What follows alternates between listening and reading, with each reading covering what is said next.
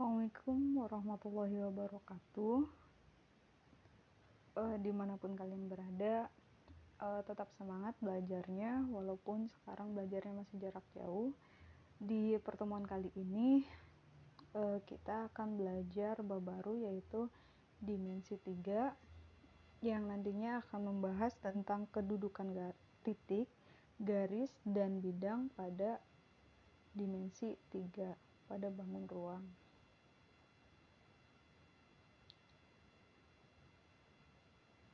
Nah, yang pertama, kedudukan titik pada sebuah bangun ruang, yaitu kubus.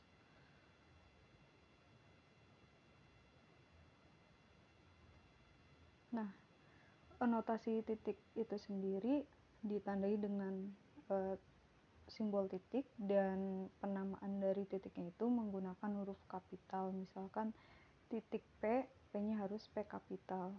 Nah,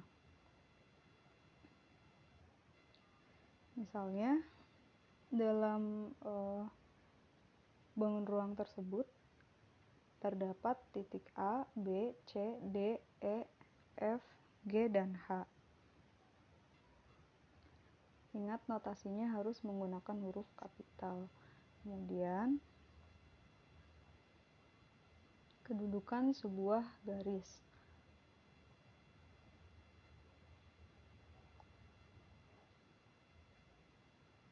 Nah, garis merupakan titik-titik yang mempunyai panjang tak terhingga dan tidak memiliki tebal atau memiliki lebar. Garis-garis pada bangun ruang tersebut yaitu ada garis AB, garis EF, garis BG, garis AG, dan lain sebagainya. Nah, syarat dari garis itu harus memiliki minimal 2 titik. Nah, dari titik A menuju titik B itu disebut garis. Nah, kemudian bidang.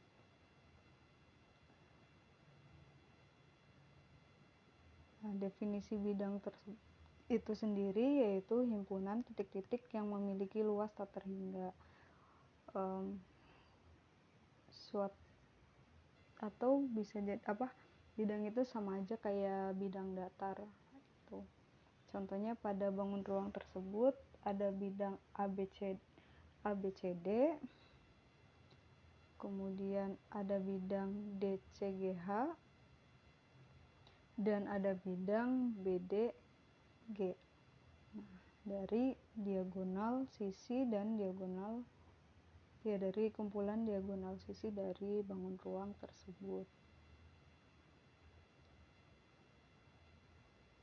Nah, kemudian selanjutnya kedudukan titik pada sebuah garis.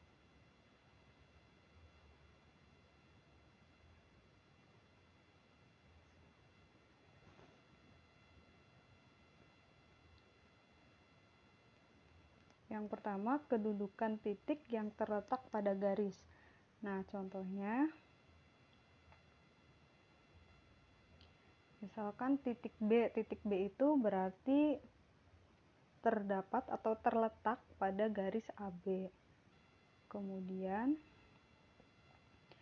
titik P itu berada atau terletak pada garis CG.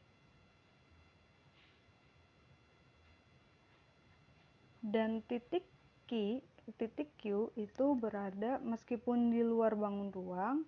Jika garis AB diproyeksikan atau diperpanjang, maka titik Q itu ada atau terletak pada garis AB. Nah, kalian tinggal perpanjang atau proyeksikan titik Q-nya ke titik Q, maka titik Q itu terletak pada garis AB.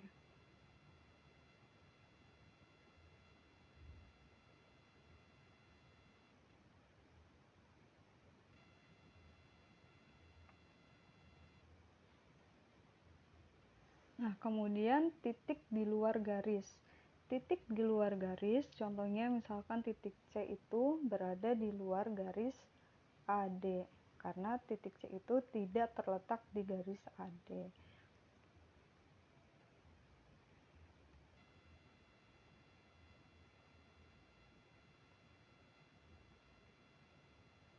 Kemudian titik P itu di luar garis BF.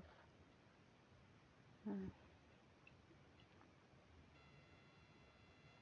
dan seterusnya.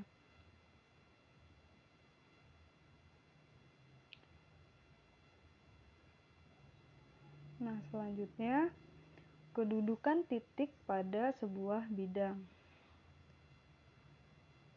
Yang pertama, titik yang terletak pada bidang. Contohnya, titik B berada pada bidang ABCD. Kemudian ada, nah tuh, titik B ada di bidang ABCD karena terletak pada bidang ABCD. Kemudian titik P, nah titik P ini berarti ada di bidang DCGH.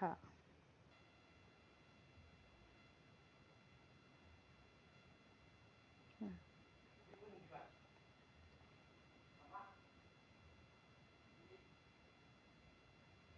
kemudian titik Q itu ada di bidang ABCD.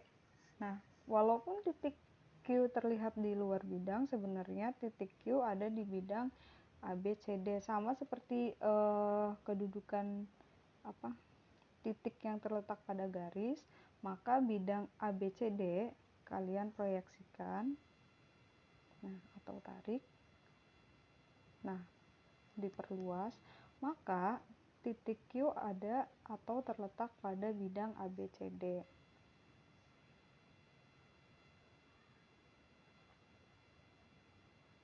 Nah, yang kedua, titik di luar bidang. Titik di luar bidang, contohnya misalkan titik C itu ada di terletak di luar bidang ADHE. Nah, jadi yang titik yang berseberangan dengan bidang tersebut, nah itu disebut dengan titik yang berada di luar bidang. Misalkan titik G itu ada di luar bidang ABCD dan seterusnya.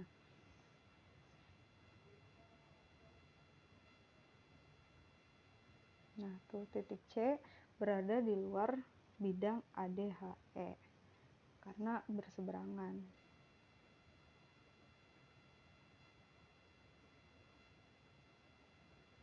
Selanjutnya, titik P ada di antara C dan G itu berada di luar bidang BDG.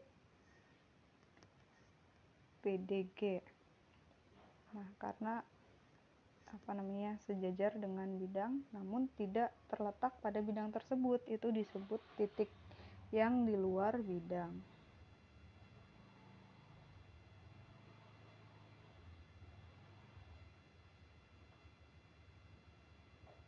Berikutnya, kedudukan dua buah garis.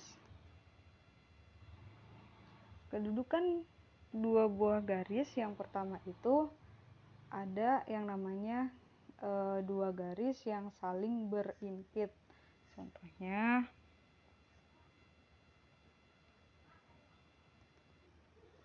garis AB dan garis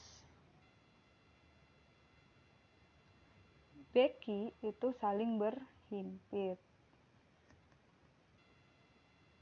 Kemudian garis AB dan garis AB tentunya saling berhimpit karena terletak pada garis yang sama.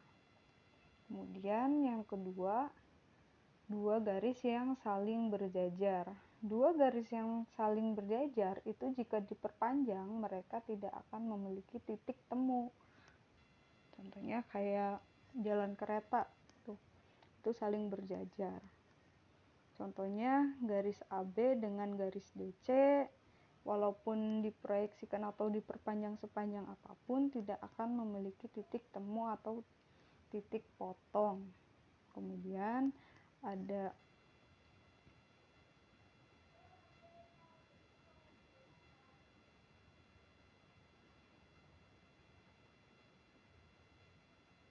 garis EH dengan garis FG.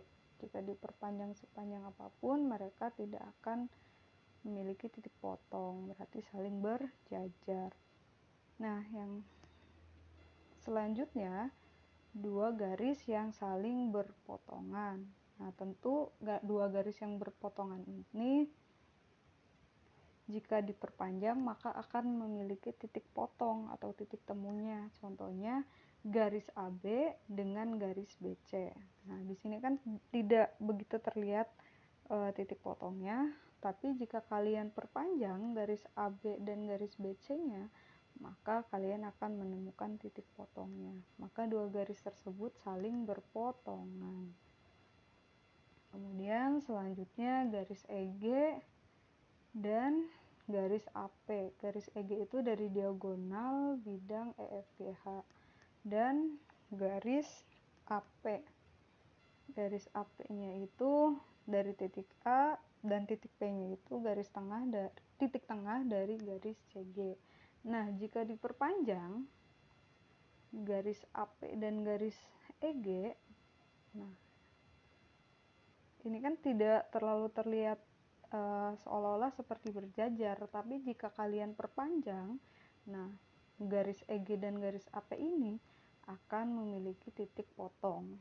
Nah, maka dua garis tersebut saling berpotongan.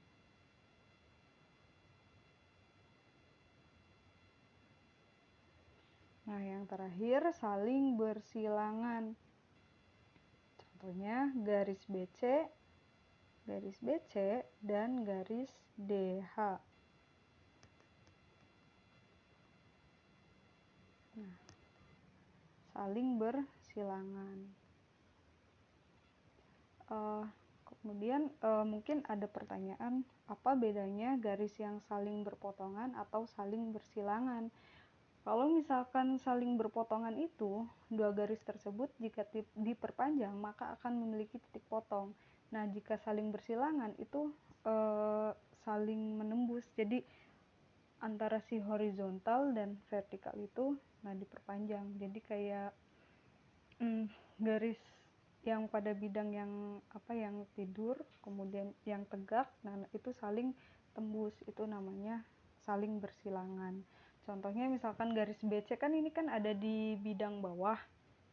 Nah, kemudian garis DH itu ada di bidang yang tegak. Nah, jika diperpanjang maka akan saling menembus bidang yang di bawah. Nah, itu namanya saling bersilangan. Tentu dia memiliki titik potong, tapi yang saling menembus.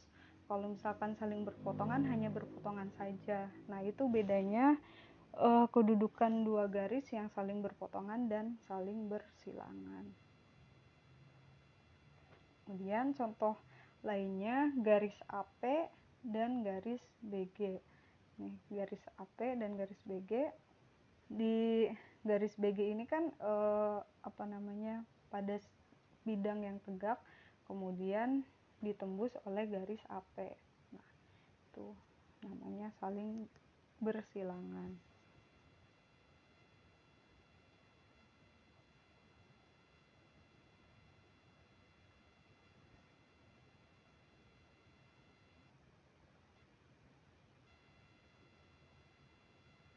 Berikutnya, kedudukan garis dan bidang.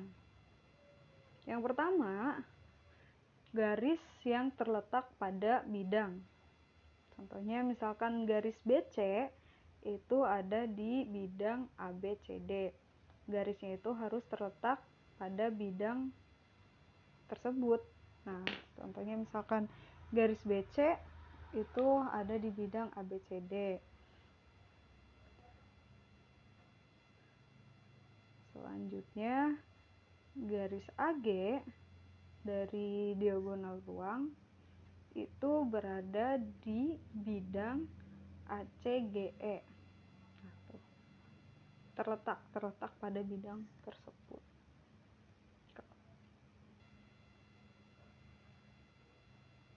Karena AG ini garis diagonal ruang, maka terletak pada bidang diagonal ruang juga. Seperti itu.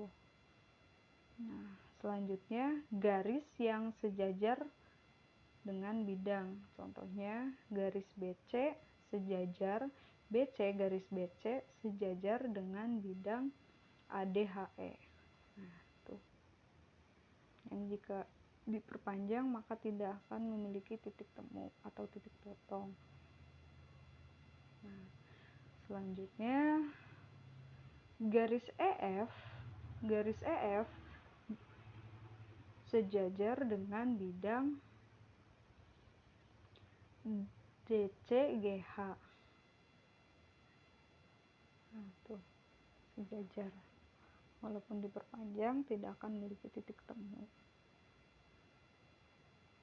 Berikutnya, garis yang memotong atau menembus bidang. Contohnya garis AB itu memotong bidang BCGF.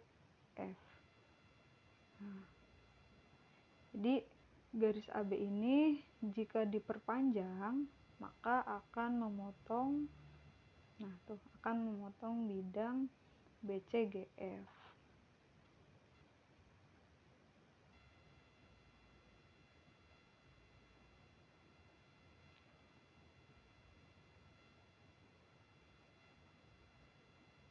Kemudian garis CE memotong bidang BDG.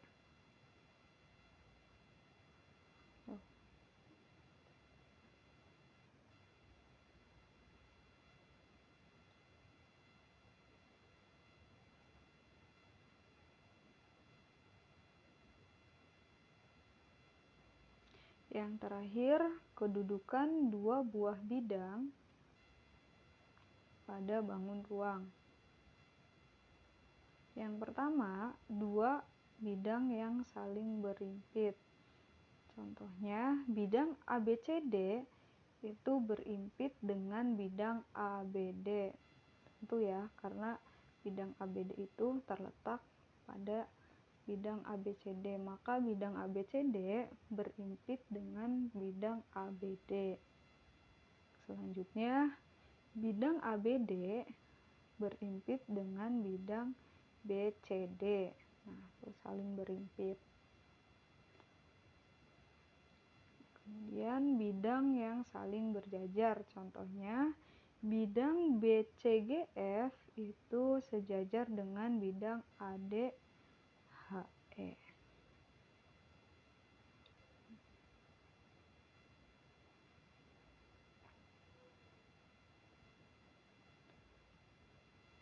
Berikutnya, bidang BDG itu sejajar dengan bidang AFH. Nah, tuh sejajar.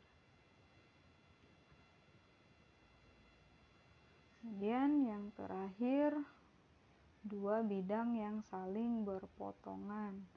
Contohnya, bidang ABFE saling berpotongan dengan bidang BCGF. Nah, di mana jika salah satu bidang atau kedua bidang tersebut jika diperluas maka akan saling memotong. Nah, di sini. Selanjutnya, bidang ACGE berpotongan dengan bidang BDG. Nah, tuh. Saling